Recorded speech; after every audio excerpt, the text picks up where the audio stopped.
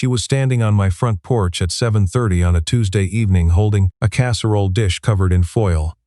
And the first thing I thought was that she had the wrong house. I had lived on Birchwood Lane for 3 years without knowing her name. I knew her face the way you know the face of someone you see at the end of a driveway or through a car window on the way to work, familiar in the way furniture is familiar. She was the woman 2 doors down with the dark green shutters and the flower boxes in the windows. That was all. I opened the door wider and she said, "Your truck was in the driveway for the 3rd day in a row. I thought maybe you were sick." I wasn't sick. I had taken the week off because I didn't know what else to do with myself. "I made too much chicken and rice," she said. "You'd be doing me a favor." I didn't argue. I took the dish and told her thank you, and she nodded once and walked back down the porch steps. I stood in the doorway a moment longer than I needed to, watching her cross the lawn in the early evening light. "My name is Elliot Dawes. I'm 38 years old. I restore antique furniture for a living. Chairs, desks, sideboards, cabinets, the kind of pieces people inherit from grandparents and don't know what to do with. I have a workshop in the detached garage behind my house, and most days that's where I spend the better part of my waking hours, sanding or stripping or applying finish in slow, patient coats. The work suits me. You take something that looks past saving, and you bring it back to what it was. There's a satisfaction in that I've never been able to fully put into words. I moved to Sycamore Falls, Ohio 3 years ago after my marriage to Rebecca ended. That's the simplest way to put it. We were married for 5 years. She was kind, and she was good, and the ending wasn't dramatic or ugly. We had simply grown into 2 people who wanted different things, and by the time we both admitted it, we'd already been living that way for 2 years without naming it. We signed the papers on a Wednesday in February, and I drove home to an empty apartment and ate cereal standing over the kitchen sink because I hadn't bought a table yet. I found the house on Birchwood Lane through a listing I almost didn't click on. 3 bedrooms, a detached garage, a backyard that backed up to a strip of old maples. The listing photos showed a living room with afternoon light coming through tall windows, and I felt something looking at it that I hadn't felt in a long time, the pull toward a place. I made an offer the next morning. The neighborhood was quiet in the way I needed it to be. Families, mostly. Older couples. People who mowed their lawns on Saturday mornings and waved from driveways and didn't ask too many questions. I kept to myself the first year, not out of unfriendliness, but out of the particular kind of tiredness that follows the end of something. I needed to just exist for a while without having to explain myself to anyone. By the 3rd year I had settled into a rhythm.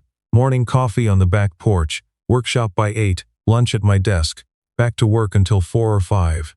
Dinner was whatever I could put together without much thought: eggs, pasta, canned soup. Weekends I went to the farmer's market on the square, stopped at the hardware store on Route 9, sometimes drove out to estate sales in the surrounding counties because that's where the good pieces were. A walnut secretary desk I found in a barn outside of Granville. A tiger maple side table at a sale in Gambier. I refinished them both and sold them to a shop in Columbus that paid fair prices and asked no questions. The woman with the green shutters was named Lydia. I learned that the following Saturday when she appeared at my workshop door with a chair she wanted repaired. Not just any chair. A Windsor back rocker with a cracked spindle and a seat that had been repainted badly sometime in the 1980s. She held it out to me the way someone offers something fragile. "My grandmother's," she said. "The spindle cracked last winter. I've been meaning to find someone, and then I remembered what you do." I looked at the chair. The repaint was amateur. Thick brush strokes, the wrong color. But the bones were good, the wood was original, a proper restoration would take it back to something close to what it had been. "I can fix this," I said. She asked me how much, and I told her a number that was lower than it should have been. She asked when, and I told her 2 weeks. She thanked me and left the chair leaning against the wall and walked back across the lawn. I stood there holding the door for a few seconds after she was gone.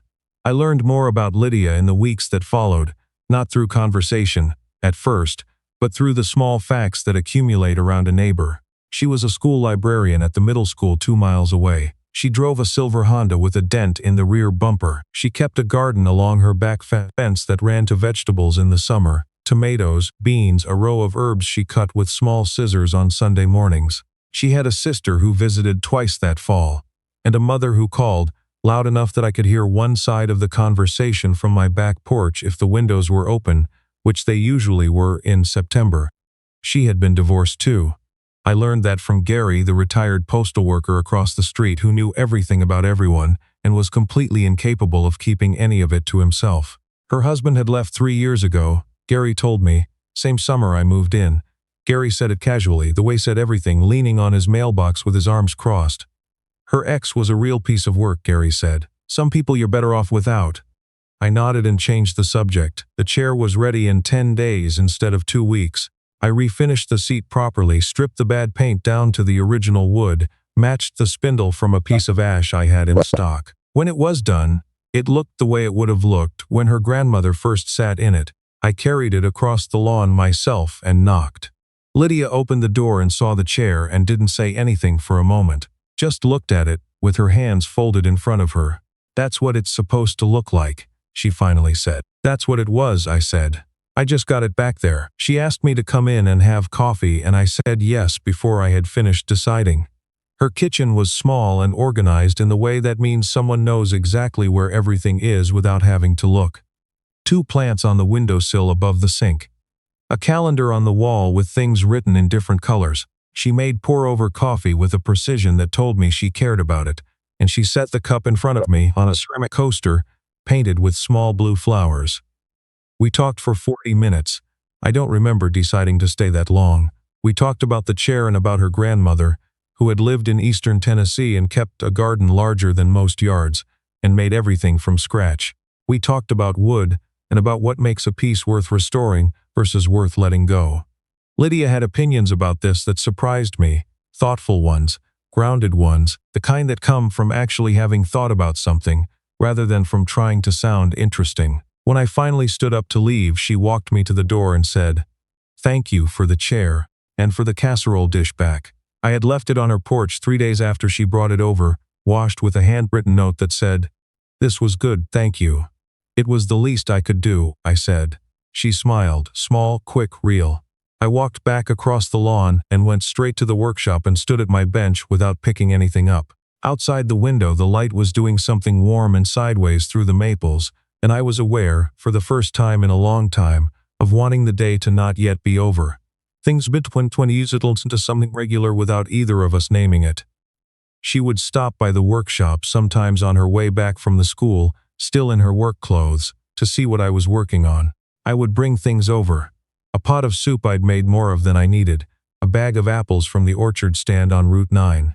She brought me tomatoes from her garden in August, a whole paper bag of them, warm from the sun, and I sliced them with olive oil and ate them over the sink and thought they were the best thing I'd eaten all summer. There was a morning she stopped by while I was refinishing a mid-century credenza I'd found at an estate sale outside of Lancaster. I was working on the second coat of oil finish, slow strokes with the grain, and she sat on the wooden stool I keep by the window and watched without talking for a long time. That kind of comfortable silence, the kind where both people are present and neither one feels the pressure to fill it. I hadn't experienced that in longer than I wanted to admit. She told me once, while we were sitting on her back porch watching the light go out of the garden, that she had stopped believing she was good at letting people in. "I don't mean I gave up," she said carefully. "I just mean I stopped thinking it was something that happened to me." She paused. "Like I'd missed my window?" I said. "I know exactly what that feels like." She turned and looked at me for a second and then looked back at the garden. We didn't say anything else about it, but I held on to what she'd said the way you hold on to something you don't yet know the shape of. There was a moment in October early in the month when the maples along my back fence had turned and the air had gone sharp and clean. I had found a set of 6 ladder-back dining chairs at an auction in Delaware County, solid cherry, needing new rush seats and some joint repair. I was working through them one at a time, and Lydia had gotten into the habit of coming over after school on Thursdays to sit in the workshop while I worked and grade papers on the stool by the window. She brought tea in a travel mug. I played music low on the old radio I kept on the shelf. It became a thing without becoming a conversation. I didn't think about what it meant. Or I thought about it and then set it aside, the way I set aside things I didn't know how to evaluate yet. Then Renata came back. Renata was my ex-wife's closest friend going back to college. She and Rebecca had stayed close after the divorce, which I understood and didn't resent, but it meant Renata was the one person from my old life who still knew both of us and moved between us. I hadn't seen her in over a year when she appeared in my driveway on a Saturday morning in November with a French press and a paper bag from a bakery and the expression of someone who has rehearsed what they're about to say. I knew immediately that this visit wasn't casual. We sat at my kitchen table and she poured coffee and talked around the real thing for 20 minutes. She asked about the work, asked about the neighborhood, asked whether I'd been happy out here, and I said yes because it was true and because I meant it. Then she set down her cup and looked at me directly and said Rebecca had been asking about me. I didn't respond to that. Renata said Rebecca had gone through a hard year, that she'd realized things, that she thought she'd made a mistake. She said Rebecca hadn't asked her to come, and maybe that was technically true, but she had mentioned my name enough times. Texts that Renata had drawn her own conclusions and driven 3 persons to deliver. She's not the same person she was, Renata said. People change, I said. I think she wants to talk to you. I looked at the surface of the kitchen table. I had built it myself 2 years ago from a slab of reclaimed oak, sanded it down and oiled it until the grain showed through like something alive. There was a knot in the wood near the center, a wide one that had taken a week of patient work to fill and finish flush. I looked at the knot while Renata talked. I told Renata that I hoped Rebecca was well, that I meant that, but that some doors don't open again from the other side, and I knew this one didn't. I kept my voice even because there was no anger left to put in it. The anger had dried up somewhere in the second year after the divorce, and what had replaced it was something calmer, a clear knowledge of what I wanted and what I didn't, and Renata, sitting across my kitchen table, had not changed that. She left an hour later, hugged me at the door, told me she was glad I seemed okay, and I believed her. Renata was a fundamentally person. She had just done what she thought was right, which was not the same thing as what was right. The problem was that Lydia saw the car. She had been heading out to the farmer's market that morning and had seen a car she didn't recognize parked in my driveway, with a woman sitting on my front steps. I didn't know this until Thursday came and went without Lydia appearing in the workshop door. Then Friday passed, Saturday. I found a reason to walk past her house twice, and both times the lights inside were on and the green shutters were closed, and I could not account for the distance where there had not been any distance before. I sent a text on Sunday asking if she wanted to come see the new chairs I was working on, 2 more ladder backs I'd picked up at an auction in Coshocton. She replied that she had a lot to grade, that was all. I left it alone for 2 days and then I knocked on her door. She opened it and she was polite the way you are polite with someone you are keeping slightly at arm's length. Not cold, just careful. I asked if I'd done something and she said no. I said with as little preamble as I could manage, someone came to see me last week. Her name is Renata. She's my ex-wife's friend. Lydia was quiet. She came on her own, I said. She had the idea that Rebecca and I should reconnect. I told her no. That was the whole conversation. Lydia looked at me and I could see her deciding whether to believe what I was telling her or to protect herself from the possibility that it wasn't true. I understood that calculation. I had run the same one myself, more than once, in the years since my marriage ended. You don't have to explain anything to me, she said. I know I don't, I said. I wanted to. She stepped back and opened the door wider, which was all the invitation I needed. We sat in her kitchen and she made tea, peppermint this time, in 2 ceramic mugs that didn't match, and I told her everything. I told her what Renata had said, and what I had said back, and why. I told her that I had spent 3 years in this neighborhood getting quiet enough on the inside to hear myself think again, and that what I heard when I finally could was not something that pointed backward. I told her that plainly and without decorating it. When I finished, she was quiet for a long moment. The mugs sat between us steaming. I've been the person who got surprised before, she said. I know you're not him. I just mean the surprise is the worst part, not even the thing itself. That's why I knocked. She looked at the mugs and then at me, and a small thing in her expression shifted. The particular look of someone choosing to trust something they can't fully verify yet. Those chairs, she said. Are they cherry again? Cherry, I said. Coshocton auction. The seats are in good shape this time. Can I see them Thursday? You can see them now if you want. She laughed. The real kind, not the polite kind. And in the specific acoustics of that small kitchen, with the afternoon light coming in at an angle through the window above her sink, and the plants on the sill throwing small shadows on the tile, the sound of it settled something in my chest that had been unsettled for longer than I'd admitted. She did not come to the workshop that night. She had papers to grade, a genuine stack of them, and I walked back across the lawn in the early dark and stood in the shop for a while with the lights on and the radio low. I thought about what I had been before I moved here. Not unhappy exactly, but unmoored. A man with a skill and no particular place to put himself. The work had given me the structure, the neighborhood had given me the quiet, and quiet, it turned out, was what I had needed most. Quiet enough to recognize something when it arrived. I had almost missed this, I thought. Not in the dramatic way, not in the way of a single big missed moment. I had almost missed it in the slow, ordinary way, by not paying attention, by assuming nothing was happening because nothing looked like what I expected something to look like. The cherry ladderbacks stood in a row against the far wall, all four of them, stripped and drying before I started the first coat of finish. Each one had come in needing something different. One had a broken back post. Another had a seat that had been over-sanded by someone who didn't know when to stop. A third had a coat of varnish over a coat of paint over the original shellac. 3 generations of decisions I had to reverse in the right order. Every piece had its own particular damage, its own specific history. That was the part most people didn't know about restoration. It wasn't about erasing what had happened. It was about understanding what had happened well enough to work around it, through it, back to something that could be used again. I thought about Lydia saying she had stopped believing she was good at letting people in. I thought about her grandmother's chair, the way it looked when I brought it back. Not new, not perfect, but right, returned to itself. I stayed in the shop until 10 o'clock, later than I usually did, finishing the prep work on the chairs while the radio played something I couldn't name and the heat in the shop settled around me, and outside the night, clear, cold, and full of early stars. Thursday came.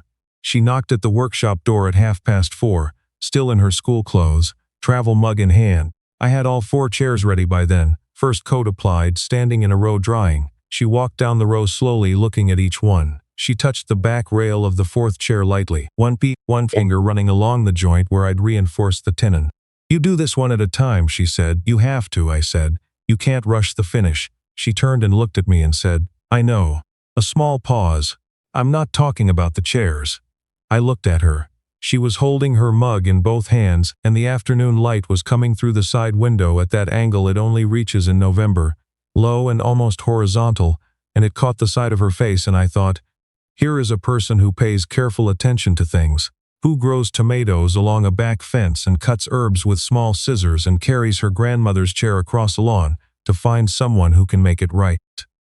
Who brings casseroles to a neighbor she barely knows because she noticed he hadn't left his house in 3 days. Who shows up in the particular way that some people show up, not loudly but consistently, until you realize one day they have become the steadiest thing in your life, without either of you making a formal announcement about it. I said, "I know too." Neither of us moved for a moment. Then I crossed the shop floor and stood in front of her, and she was looking up at me with an expression that held everything she'd been careful with for months. The patience and the waiting, and the one time she'd pulled back, and the fact that she had let me knock on her door anyway. I said, "I don't want to keep doing this like we don't know exactly what this is." She said, "I was waiting for you to say that." I said, "I should have said it sooner."